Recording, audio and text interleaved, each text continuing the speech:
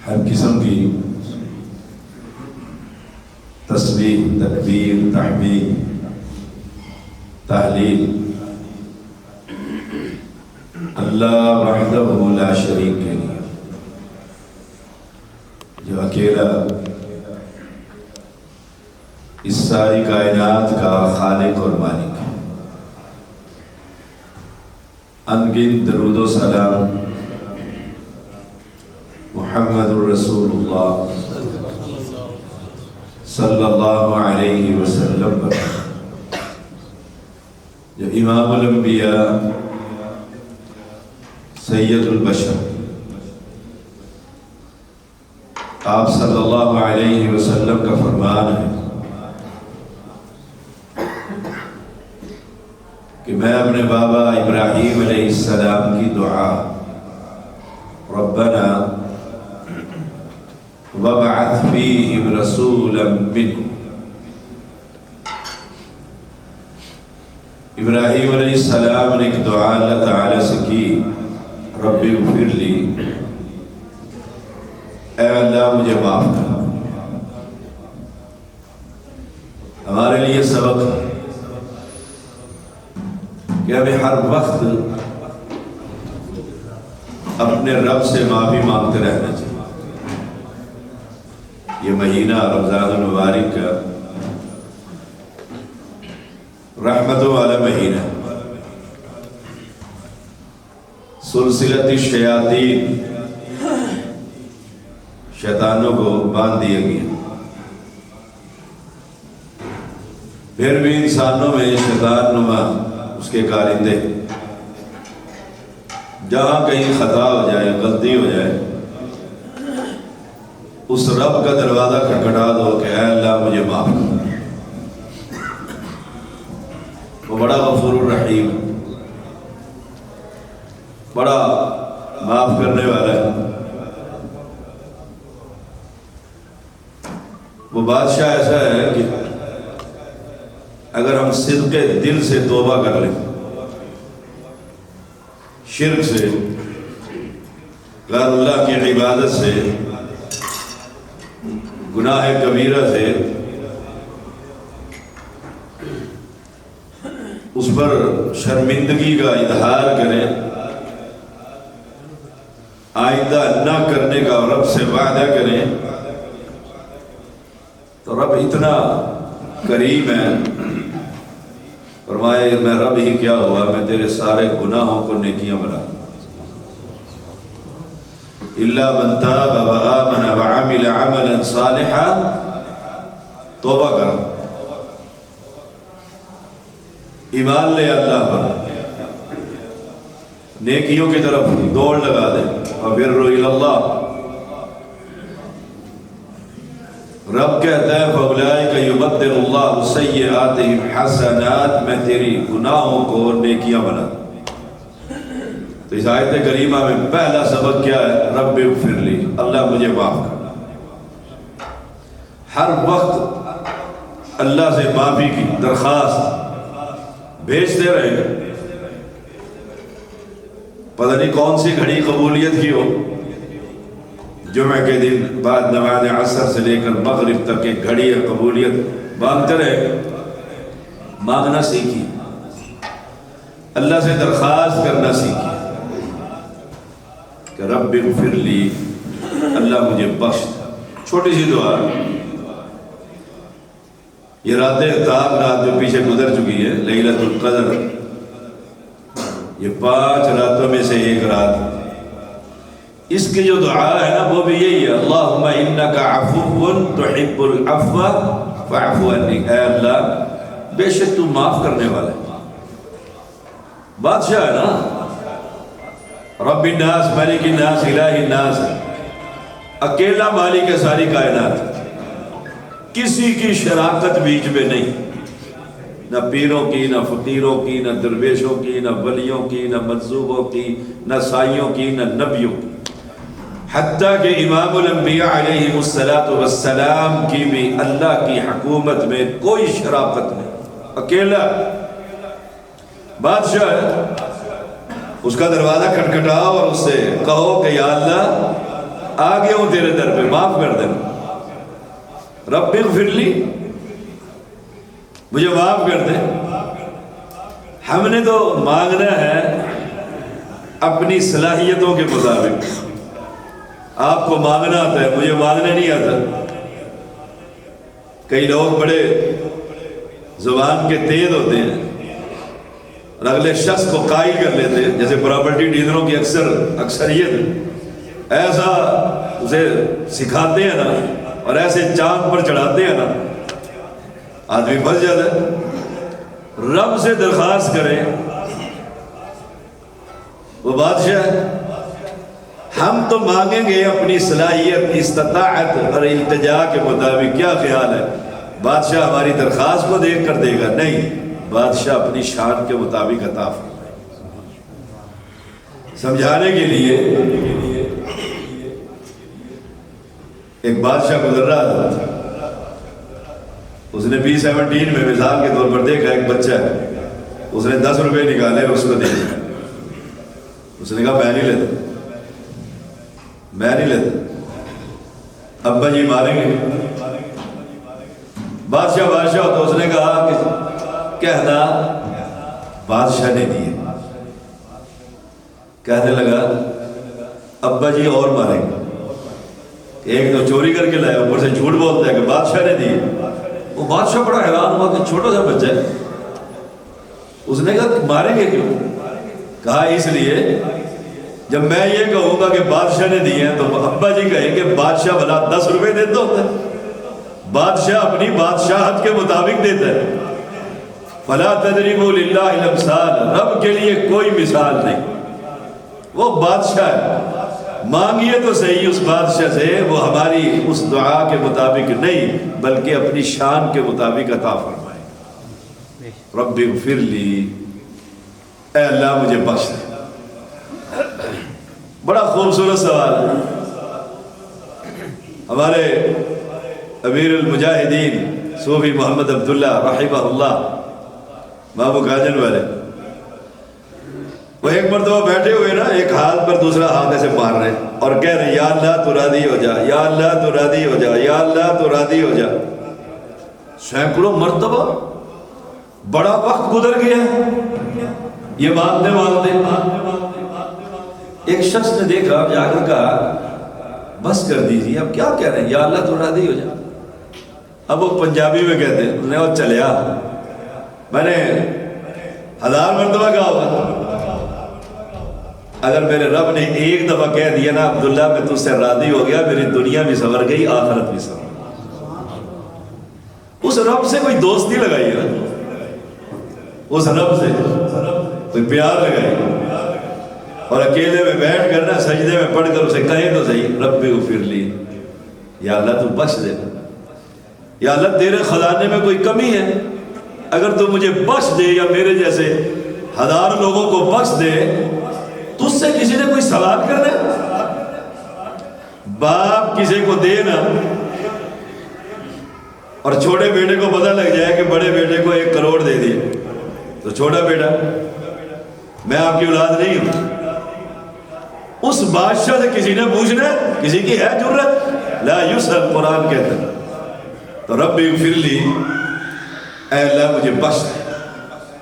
یہ وظیفہ بنا لیں، گاڑی میں جا رہے ہیں، نماز کے لیے آ رہے ہیں، اکیلے صبح واک کر رہے ہیں، صحت کے لیے کوشش کر رہے ہیں، تو پڑھتے جائیے رب اغفر لی، رب اغفر لی، اے اللہ مجھے معاف کر۔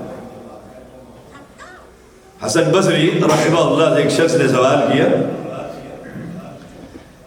کہ پیسے نہیں، غریب بھائیوں کے لیے سوال بڑا، پیسے ہونے چاہیے، آپ کہہ دیں کہ استغفار کیا کر، استغفر اللہ، استغفار کیا کر۔ اچھا جی، چلے گئے۔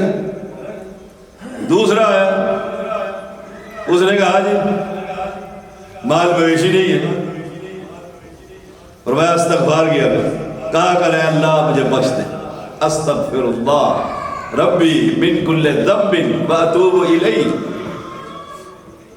شاگرد پاس بیٹھا ہوا ہے کہ سوال ایک ہے جواب دو، تیسرا آ گیا، کہنے لگا اولاد نہیں ہے، آپ نے فرمایا استغفر اللہ پڑھا کر، وہ چلا گیا۔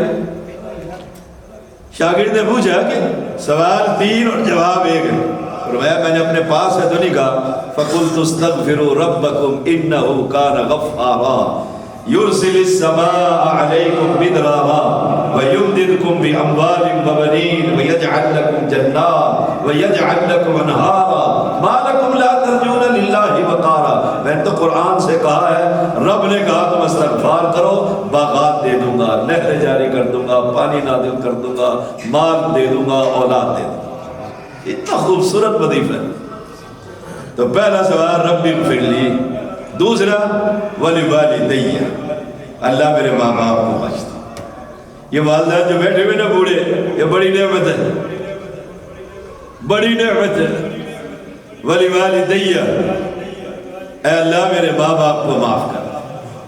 رب ارحمہما کما ربیانی صغیرا، اللہ جیسے چھوٹے ہوتے انہوں نے پالا ہے نا، گیلی جگہ پر ماں، سوکھی جگہ پر بیٹا بیٹی، خود بھوکی اور اولاد کے منہ میں کھجور۔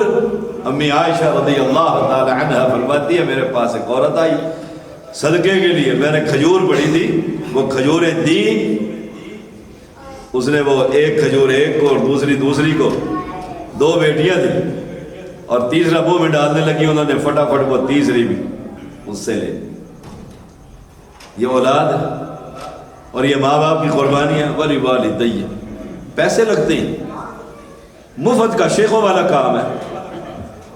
پہلی دعا میں بھی کوئی پیسہ نہیں، رب اغفر لی، دوسری میں بھی کوئی، وَلِوَالِدَيَّ، اے اللہ میرے ماں باپ کو معاف کر۔ والدین کا درجہ جنت میں بلند ہوتا ہے، آسانیاں ہوتی ہیں، وہ پوچھتے ہیں اللہ آج یہ اپ گریڈ کیسے ہوا؟ فرمایا تیرے بیٹے نے تیرے لیے دعا کی۔ وَلِوَالِدَيَّ، دعا کیا کریں والدین کی، ان کی خدمت کیا کریں۔ وَوَصَّيْنَا الْإِنسَانَ بِوَالِدَيْهِ حُسْنًا وَقَضَىٰ رَبُّكَ أَلَّا تَعْبُدُوا إِلَّا إِيَّاهُ وَبِالْوَالِدَيْنِ إِحْسَانًا۔ اللہ کی توحید کے بعد کوئی حکم ہے نا اسلام میں تو اپنے والدین کی خدمت ہے۔ جایا کریں، ان کے پاس بیٹھا کریں۔ ہم تو سارا دن نوکریاں کرتے ہیں، پھر گھر میں آتے ہیں تو چھوٹے بچے اور بیوی، ماں باپ بوڑھے ہیں، بیچارے ترستے ہی رہتے ہیں۔ وہ ایک شخص کا سچا واقعہ، بڑا ارب پتی آدمی تھا، انگریز تھا، اس نے تاریخ میں لکھا ہے واقعہ، اس نے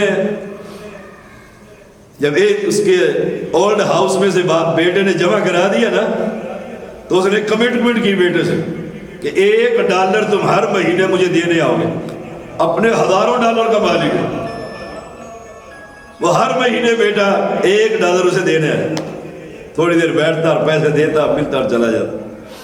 اس نے پوچھا کہ آپ تو لاکھوں ڈالر کے مالک ہیں، $1 اس سے کیوں آپ لیتے ہیں؟ کیوں لیتے ہیں؟ کہا مجھے ضرورت نہیں ہے اس کی۔ کہتا ہمیں بھی سمجھ آ رہی ہے، لیکن آپ ہر مہینے وہ باقاعدگی سے آتا ہے، کہتا ہے وہ $1 لینے میں نہیں لیتا اس سے، بہانہ بنایا ہوا ہے کہ میں اپنے بیٹے کا دیدار کر سکوں۔ اس بہانے باپ بیٹے سے مل لیتے ہیں۔ اور ہمارے پاس وقت ہے، والد کے پاس بیٹھوں، بوڑھا ہو گیا ہے، اس سے باتیں کروں، اس کا دل چاہتا ہے کہ یہ بوڑھا ہونے کے بعد بھی، کمانے کے بعد بھی، ڈائریکٹر لگنے کے بعد بھی، ڈاکٹر بننے کے بعد بھی یہ مجھ سے آ کر کہ ابا جی کوئی 100 روپے ہے، احساس ہو کہ میرا والد ہے یہ، وَلِوَالِدَيَّ، یہ بڑی نعمت ہے۔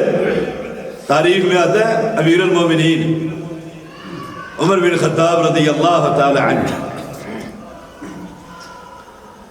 ایک شخص اپنے باغ میں بیٹھا ہوا ہے، میاں بیوی ہے، اور بیٹا جہاد پر گیا ہوا ہے، اصلی جہاد، آج کل کا نہیں، ایجنسیوں کا نہیں، اصلی جہاد۔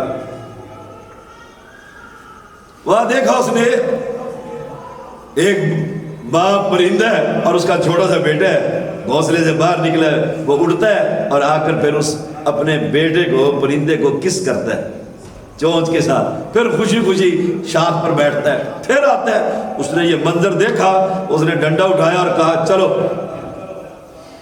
عمر کی عدالت میں رضی اللہ تعالی، چلو اس کی عدالت گئے، ملاقات ہوئی اور کہا امیر المومنین میرا بیٹا 4 مہینے ہو گئے مجھے چھوڑ کر جہاد پر گیا ہوا ہے، آج میں نے عجیب منظر دیکھا ہے اور میری شفقت پدری نے جوش مارا ہے، میرا بیٹا اگر نہ آیا نا چند دنوں میں، کل قیامت کے دن میں آپ کا گریبان پکڑ لوں۔ بات کیا کر چلا گیا۔ سنیے گا ذرا، ہم تو کہتے ہیں نا جی بغیر ماں باپ کے، ابا سے کیا پوچھنا، بوڑھا ہو گیا، میرے دوست باہر کھڑے ہوئے ہیں، وہ کہہ رہے ہیں آؤ چلے، باپ کو کیا بتانا، وہ بیچارہ جاگتا رہتا ہے ساری رات کہ کب آئے گا، اور یہ جوان ہے کہ ابا سے کیا پوچھنا۔ اللہ چلا گیا، آپ نے اس بندے کو بلا لیا اور اس کو بھی بلا لیا، کہا ذرا دوبارہ ہو بھائی، اور اس نوجوان کو کہا اونٹنی کا دودھ نکال کر اپنے ہاتھوں سے لے کر آ۔ وہ لے کر آیا، پردے کے پیچھے بیٹے کو چھپا دیا اور اس باپ کو بلایا اور وہ کہا کہ آپ یہ دودھ پی لیں۔ جو اس نے دودھ کا گھونٹ بھرا نا، کہنے لگا اللہ کی قسم اس دودھ کے اندر سے میرے بیٹے کے ہاتھوں کی خوشبو آ رہی۔ ماں باپ کو کیا سمجھتے ہیں؟ پردہ ہٹایا تو امیر المومنین نے اس نوجوان کو بلا دیا۔ ہم تو ماں باپ کے، اللہ اکبر۔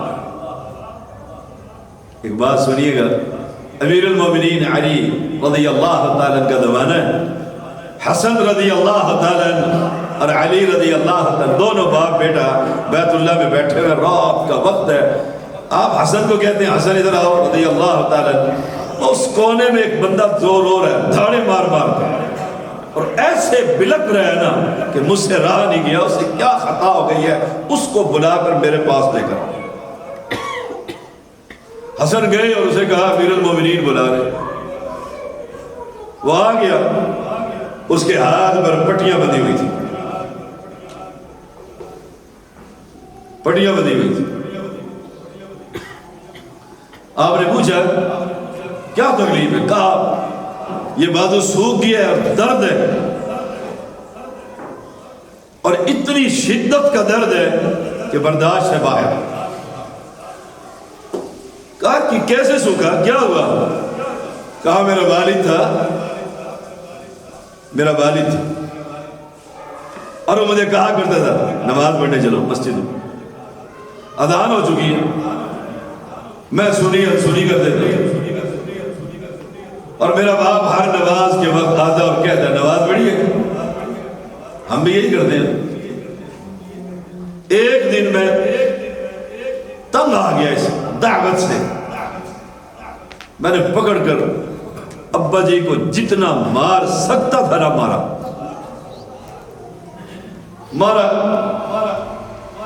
میرے والد جب لو لوہان ہو گیا تو اس نے ہاتھ اٹھا کر کہا یا اللہ جس ہاتھ سے اس نے مجھے مارا ہے نا، یہ ہاتھ اس سکھا دے، یہ پکڑنے کے قابل نہ ہو۔ اسی وقت میرا یہ بازو سوکھ گیا۔ رب اغفر لی ولی والدی، والد کا مقام کیا؟ دروازہ کھٹکتا ہے اللہ کا، باپ ہے وہ، ہم باپ کو حیثیت ہی نہیں دیتے۔ بس یہ آخری بات کرتا ہوں، ہائے کہا جب یہ حالت ہوئی، میرا بازو نے کام کرنا چھوڑا، بہت کچھ علاج کروایا نہ، آخر میں اپنے باپ کے قدموں میں گر گیا اور معافی مانگی اور کہا ابا جی بڑی خطا ہو گئی، اب نماز بھی پڑھتا ہوں، روزہ بھی رکھتا ہوں، یہ سارے کام کرتا ہوں، میرے لیے دعائیں کر دیں کہ میرا بازو ٹھیک ہو جائے۔ میرے والد نے کہا نہیں، تو مجھے بیت اللہ لے کر چل، اب دعا یہاں نہیں، اب رب کے سب سے بڑے گھر میں مانگوں گا تیرے لیے۔ امیر المومنین میں نے سواری پر بٹھایا، لے کر چلا، بڑی خدمت کی راستے میں۔ ایک مرتبہ صبح کے وقت جو ہی ہم سفر پر نکلے، لمبا سفر تھا صحرا کا، اچانک اونٹنی کے سامنے درندہ آیا، اونٹنی ڈری اور وہ بھاگی، میرا والد گر گیا اور موقع پر فوت ہو گیا۔ میں اس اونٹنی کو پکڑ کر بیت اللہ میں پہنچا ہوں، اب درد کی انتہا ہے، والد بھی چلا گیا، میرا بادو ہے، میں اپنے والد کا فرما بردار ہو گیا۔ امیر المومنین کہتے ہیں اچھا یہ پٹیاں کھولے جاؤ۔ علی رضی اللہ تعالی نے دروازہ کھٹکھٹا دیا اور کہا یا اللہ، یا اللہ، میں اس لیے دعا کر رہا ہوں کہ اس کا والد دعا کے لیے گھر سے چل پڑا، گھر سے چل پڑا، تو بڑا رحیم ہے، یا اللہ اسے بھی معاف کر دے، اس کے باپ کو بھی معاف کر دے۔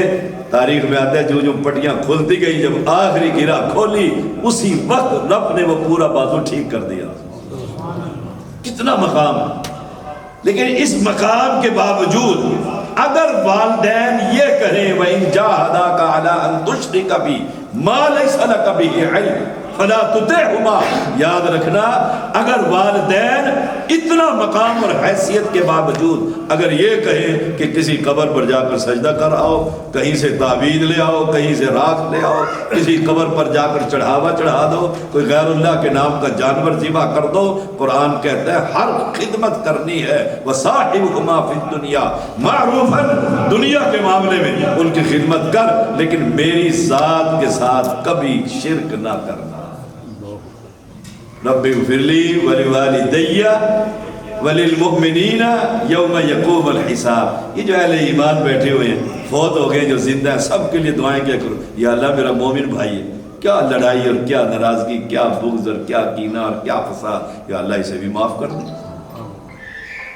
مجھے اس دن حشر کا میدان ہوگا، یہ دعائیں کیا کریں، اور جتنی دعا تنہائی میں رب کا دروازہ کھٹکھٹاتی ہے نا، جو آنسو تنہائی میں نکلتا ہے نا رب کے لیے، آپ دیکھیں جو شادی شدہ ہیں وہ میری بات توجہ سے سنیں، اور غیر شادی شدہ بھی، کہ کوئی غیرت مند مرد اپنے بستر میں کسی غیر مرد کو برداشت نہیں کرتا، بے شک وہ اس کا حقیقی بھائی کیوں نہ ہو، تو اللہ اپنی حکومت میں کسی انسان کی شراکت کیسے برداشت کر سکتا؟ اسے بڑی غیرت آتی ہے جب کوئی کہے کہ اللہ بھی سب کچھ کرتا ہے اور یہ بھی سب کچھ کرتے ہیں، وہ بھی سنتا ہے اور یہ بھی سنتے ہیں، وہ بھی دیتا ہے اور یہ بھی دیتا ہے۔ نہیں، اللہ کی توحید پر کاربند رہیے۔ رب اغفر لی ولوالدی وللمؤمنین یوم یقوم الحساب۔